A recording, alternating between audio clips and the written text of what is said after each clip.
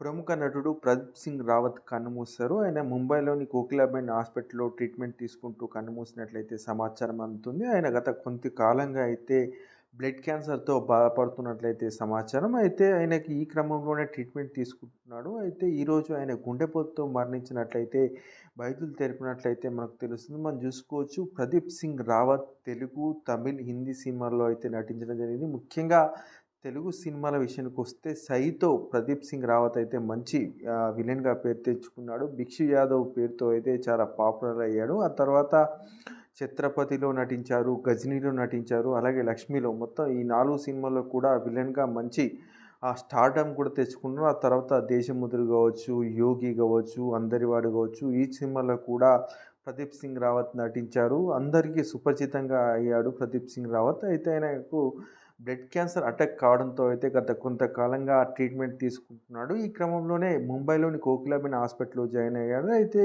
ఈ క్రమంలో ఆయనకు కార్డియాక్ అరెస్ట్ అయినట్టయితే వైద్యులు చెప్తున్నారు. అయితే ట్రీట్మెంట్ చేసినప్పటికి కూడా ఆయన ప్రాణాలను కాపాడలేకపోయామని చెప్పేసి కూడా వైద్యులు చెప్తున్నారు.